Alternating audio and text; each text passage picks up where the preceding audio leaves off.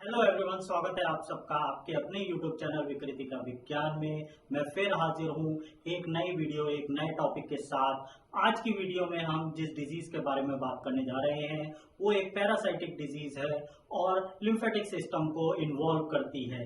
इस डिजीज को हम आयुर्वेद में श्लीपत कहते हैं, आम भाषा में हाथी पांव कहते हैं तथा मॉडर्न साइंस में इसे फाइलेरियासिस या एलिफेंटियासिस कहा जाता है। तो चलिए सबसे पहले ये बात करते हैं कि आयुर्वेद में क्यों इसे श्लीपत का नाम दिया गया है। तो अष्टांग संग्रह ने श्लीपत को परिभाषित करते हुए डिफाइन करते हुए बोला है कि शिलावत पदम श्लीपदम, यानी कि ऐसा रोग, ऐसी डिजीज जिसमें रोगी के पांव कठोर और स्थूल हो जाते हैं, कठोर यानी हार्ड और स्थूल यानी मोटे हो जाते हैं, उस डिजीज को हम श्लीपत कहते हैं। तो हमें श्लीपत या हम कहें फाइलेरियासिस में यही देखने को मिलता है कि जो पेशेंट के लिम्स हैं यानी हाथ और पांव, उनका साइज इंक्रीज कर जाता है और आपको एडिमा देखने को मिलता है पेशेंट्स में। और ये एडिमा कैसा होता है, हार्ड या नॉन पिटिंग एडिमा होता है, यानी अगर हम उसे उंगली से दबाने की कोशिश करें तो उसमें गड्ढा नहीं पड़ता, वो दबता नहीं है। तो चलिए अब आगे हम इसी फाइलेरियासिस डिजीज के बारे में डिटेल में बात करते हैं। अगर हम फाइलेरियासिस की बात करें तो फाइलेरियासिस एक पैरासिटिक डिजीज है जो कि फाइलेरियल वर्म के कारण होती है। और ये फाइलेरियल वर्म ह्यूमन बॉडी में कनेक्टिव टिश्यूज और स्पेशली लिम्फेटिक सिस्टम में रहते हैं। क्योंकि इस डिजीज में व्यक्ति के लिम्ब, पेशेंट के लिम्ब मोटे हो जाते हैं। मोटे आपको देखने में विजिबली जैसे एलिफेंट, हाथी के हाथ पांव होते हैं उसकी तरह से दिखते हैं, तो इसीलिए हम इस डिजीज को एलिफेंटियासिस भी कहते हैं। अब चलिए बात करते हैं फाइलेरियासिस के कॉजेटिव ऑर्गेनिज्म की। तो हमने पहले ही बताया कि ये फाइलेरियल वर्म के कारण होती है और हम इंडिया में देखते हैं दो ऐसे फाइलेरियल वर्म हैं जो मोस्टली डिजीज कॉज करते हैं। पहला जो वर्म है उसका नाम है वुशनेरिया बैमक्राफ्टी, जो कि क्यूलेक्स मॉस्किटो के द्वारा ट्रांसमिट होता है, यानी उसका कैरियर है क्यूलेक्स मॉस्किटो, यानी इसके काटने से ये वर्म ट्रांसफर होता है वन पर्सन टू अनदर। दूसरा जो वर्म है उसका नाम है ब्रूबिया मलाई, ये एनोफिलस मॉस्किटो के द्वारा ट्रांसमिट होता है। तो ध्यान रखिए कि एनोफिलस मॉस्किटो की वजह से मलेरिया भी होता है और फाइलेरियासिस भी होता है। अब अगर हम इंडिया की बात करें तो इंडिया में फाइलेरियासिस एंडेमिक है। यूपी में, यूपी के स्पेशली ईस्टर्न पार्ट में ये एंडेमिक है। उसके अलावा बिहार में, उसके अलावा आंध्र प्रदेश में, उसके अलावा केरल के इलाकों में ये एंडेमिक वे में पाया जाता है, यानी लार्ज नंबर में साल के साल इसका आपको इंसिडेंस देखने को मिलता है। आगे हम बात करेंगे फाइलेरियासिस की पैथोजेनेसिस की। तो फाइलेरियासिस की पैथोजेनेसिस की बात करने से पहले हमें इन फाइलेरियल वर्म की लाइफ साइकिल को जानना जरूरी है। यहाँ इमेज में आपको वुशनेरिया बैमक्राफ्टी की लाइफ साइकिल देखने को मिल रही होगी और जो रेड एरो से डिनोट है वो फाइलेरियल वर्म की मॉस्किटो स्टेज है, जबकि जो ब्लू एरो से इंडिकेट है वो वर्म की ह्यूमन स्टेज को डिफाइन कर रही है। तो पहले हम देखते हैं कि जब इस लाइफ साइकिल में तो जो भी इन्फेक्टेड पर्सन है उसकी बॉडी में जो ये लार्वा होते हैं वो लिम्फेटिक सिस्टम में पाए जाते हैं तथा ये अपने जर्मिनेशन के लिए माइक्रोफाइलेरिया को रिलीज करते हैं, जो कि आपको ब्लड में देखने को मिलेंगे। फाइलेरियल वर्म के जो ये कैरियर मॉस्किटो है, जब वो एक इन्फेक्टेड पर्सन को काटते हैं तो काटने के दौरान ये उनके ब्लड में प्रेजेंट माइक्रोफाइलेरिया को इंजेस्ट कर लेते हैं। अब एक बार ये माइक्रोफाइलेरिया मच्छरों में पहुंचने के बाद 1 से 2 हफ्ते में ग्रो करके लार्वा में कन्वर्ट हो जाते हैं और ये लार्वा इन्फेक्टेड मच्छर जब किसी अनइन्फेक्टेड पर्सन को, नॉर्मल पर्सन को कट करेंगे तो ये लार्वा उस पर्सन के लिम्फेटिक सिस्टम में या लिम्फेटिक में ट्रांसफर हो जाते हैं। लिम्फेटिक में ये ग्रो करके अडल्ट वर्म में चेंज हो जाते हैं और यही अडल्ट वर्म इस डिजीज का कारण बनता है, कॉज बनता है और उसी की वजह से ये डिजीज होती है। अब जो ये अडल्ट वर्म की बात करें तो ये ह्यूमन बॉडी में सालों तक सरवाइव करके रह सकता है, बट जो ये माइक्रोफाइलेरिया है वो 3 से 4 महीने तक जिंदा रहते हैं। आप इन माइक्रोफाइलेरिया को रात में ह्यूमन बॉडी में डिटेक्ट कर सकते हो, ह्यूमन ब्लड में इन्हें डिटेक्ट कर सकते हैं, क्योंकि रात में इनका मूवमेंट इंक्रीज हो जाता है। ये लिम्फेटिक से ब्लड में आते हैं और ब्लड से लिम्फेटिक में ट्रेवल करते रहते हैं। तो चलिए अब बात करते हैं फाइलेरियासिस के पैथोजेनेसिस की। तो हमने जैसे ही बताया कि अडल्ट वर्म के कारण डिजीज स्टार्ट होती है। लिम्फेटिक में जब ये अडल्ट वर्म प्रेजेंट होता है तो उसके खिलाफ इन्फ्लामेशन किया जाता है, और इन्फ्लामेशन के कारण आपको उस एरिया में स्वेलिंग देखने को मिलती है, उस एरिया में पेन देखने को मिलता है।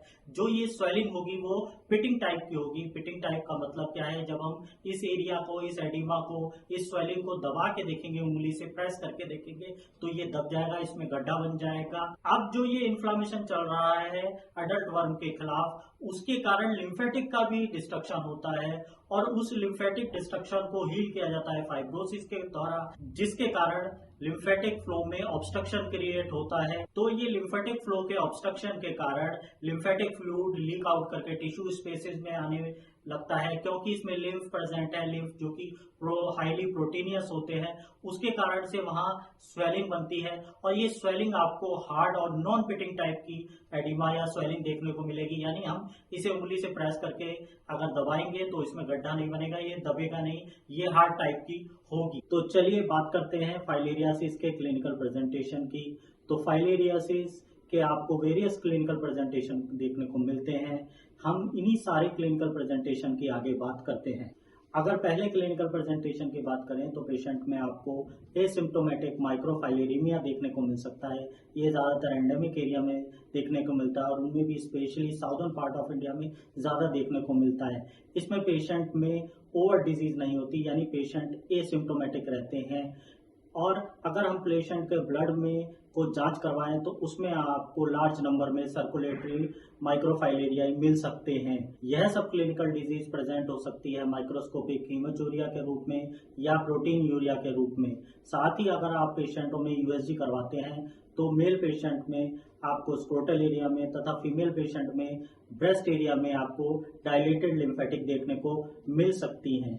इनमें से जो देखा जाता है ओवरऑल पेशेंटों में, केवल कुछ ही पेशेंटों में भविष्य में जाके ओवर डिजीज डेवलप करती है। अब फाइलेरियासिस के अगले क्लिनिकल प्रेजेंटेशन की बात करें तो अगला क्लिनिकल प्रेजेंटेशन है एडिनोलिम्फेंजाइटिस, एडीएल।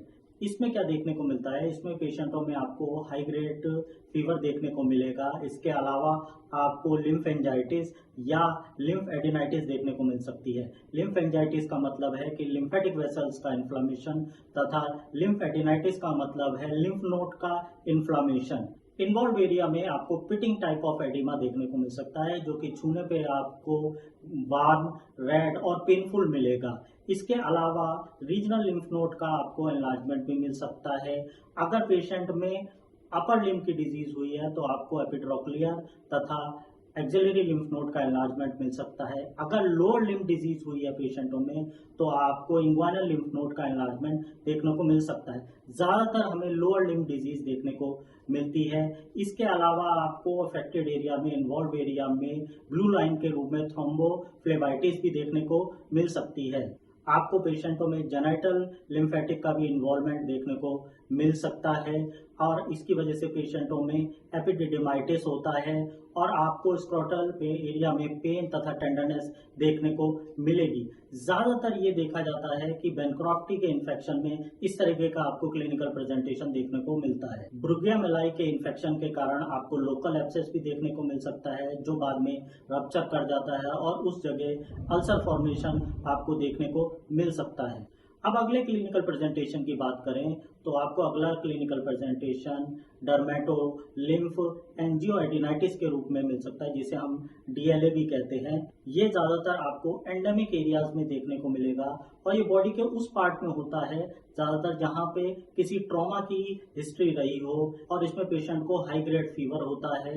इसमें पेशेंट में आपको स्किन पे एडिमेटस इन्फ्लामेटरी प्लाक देखने को मिलेगा, जो बाकी के स्किन के कलर से डिफरेंट होगा, और साथ ही ये जो प्लाक का एरिया है ये आपको वेसिकल्स और अल्सर से घिरा हुआ मिलेगा। अब आगे बात करते हैं क्रॉनिक लिम्फेटिक डिजीज की। ये प्रोग्रेसिव डिजीज है, यानी कि एक्यूट फेज वाली फाइलेरियासिस अगर क्रॉनिक फेज में चली जाती है तो इसमें लिम्फेटिक वेसल्स का डिस्ट्रक्शन आपको देखने को मिलता है, जिसकी वजह से लिम्फेटिक फ्लूइड में ऑब्स्ट्रक्शन होता है उसके फ्लो में, और उसकी वजह से टिश्यूज में लिम्फेटिक का डिपोजिशन होता है। तो जो स्पिटिंग एडिमा था एक्यूट फेज में, वो नॉन पिटिक एडिमा में चेंज हो जाएगा। साथ ही साथ आपको इन्वॉल्व एरिया में हाइपरकेरेटोसिस देखने को मिलेगी और वहां की स्किन में फिशरिंग हो जाती है, जिसकी वजह से पेशेंट में बैक्टीरियल या फंगल इन्फेक्शन हो सकते हैं उस एरिया में। इसके अलावा कुछ पेशेंटों में आपको टेस्टिस या स्क्रोटल लिम्फेटिक का ऑब्स्ट्रक्शन भी देखने को मिल सकता है, जिसकी वजह से स्क्रोटम में फ्लूइड का डिपोजिशन हो सकता है, यानी स्क्रोटम के फ्लूइड डिपोजिशन के वजह से आपको पेशेंटों में हाइड्रोसिल भी देखने को मिल सकती है। ये ज्यादातर बैंक्रोफ्टी के इन्फेक्शन में आपको हाइड्रोसिल देखने को मिलता है। इसके अलावा आपको कुछ पेशेंटों में रेट्रोपेरिटोनियल लिम्फेटिक का डिस्ट्रक्शन देखने को मिल सकता है, जिसकी वजह से होगा क्या कि रीनल लिम्फेटिक के फ्लो में ऑब्स्ट्रक्शन होगा और उसकी वजह से रीनल लिम्फेटिक का प्रेशर इंक्रीज करेगा और वो रप्चर कर सकते हैं, और उसकी वजह से होगा क्या कि ये लिम्फेटिक फ्लूइड यूरिन के थ्रू पास होने लगेगा और यूरिन का कलर इसकी वजह से चेंज हो जाता है और इसको हम काइल यूरिया कहते हैं। तो आपको कुछ पेशेंटों में काइल यूरिया भी देखने को मिल सकता है। तो ये सारे ओवरऑल क्लिनिकल प्रेजेंटेशन आपको फाइलेरियासिस में देखने को मिल सकते हैं। अब आगे हम बात करते हैं कि फाइलेरियासिस में हम क्या क्या लैब इन्वेस्टिगेशन करवा सकते हैं। तो सबसे पहले हम जनरल इन्वेस्टिगेशन के रूप में पेशेंट में टीएलसी डीएलसी करवा सकते हैं। तो डीएलसी में आपको इस्नोफिल का काउंट इंक्रीज मिल सकता है। उसके अलावा हम पेशेंटों में पेरिफेरल ब्लड स्मीयर एग्जामिनेशन करवा सकते हैं फॉर माइक्रोफाइलेरियाई। इसके द्वारा हम माइक्रोफाइलेरियाई को ब्लड में डेमोन्स्ट्रेट कर सकते हैं, बट ये मुश्किल टेस्ट है क्योंकि हमने पहले ही बताया था कि ब्लड में माइक्रोफाइलेरियाई को केवल नाइट में डिटेक्ट किया जा सकता है, इसीलिए आपको पेशेंट का सैंपल रात में लेना पड़ेगा। तो इसीलिए ये बड़ा मुश्किल टेस्ट हो जाता है, बट इसके थ्रू आप माइक्रोफाइलेरियाई का ब्लड में डिटेक्शन कर सकते हैं। इसके अलावा हम ELISA test for filarial antigen भी करवा सकते हैं। इसके द्वारा हम फाइलेरियल एंटीजन को ब्लड में डिटेक्ट कर सकते हैं, बट ये टेस्ट केवल अर्ली फेज ऑफ डिजीज में यूजफुल है। अब इसके बाद सबसे लास्ट में एक और टेस्ट है जो फाइलेरियल एंटीजन को ब्लड में डिटेक्ट कर सकता है, वो है पीसीआर पॉलीमरेज चेन रिएक्शन। इसके द्वारा हम फाइलेरियल एंटीजन को ब्लड में डिटेक्ट कर सकते हैं। तो ओवरऑल इन इन्वेस्टिगेशन और साथ में क्लिनिकल फीचर्स के द्वारा हम फाइलेरियासिस की डायग्नोसिस बना सकते हैं। तो होपफुली आपको वीडियो पसंद आई होगी। वीडियो में आपको फाइलेरियासिस के बारे में पूरी नॉलेज मिली होगी। आगे भी मैं इसी तरीके से वीडियो बनाता रहूंगा, इसीलिए प्लीज़ मेरे को सपोर्ट बनाए रखिए। वीडियो पसंद आई हो तो इसे शेयर करिए, लाइक करिए, तथा अगर आप अभी भी चैनल को सब्सक्राइब नहीं किया तो प्लीज़ चैनल को सब्सक्राइब करिए। आज की वीडियो में अब अलविदा, फिर एक नए टॉपिक, एक नए डिजीज के साथ फिर से मिलेंगे आगे। तब तक के लिए शुक्रिया, धन्यवाद, नमस्कार।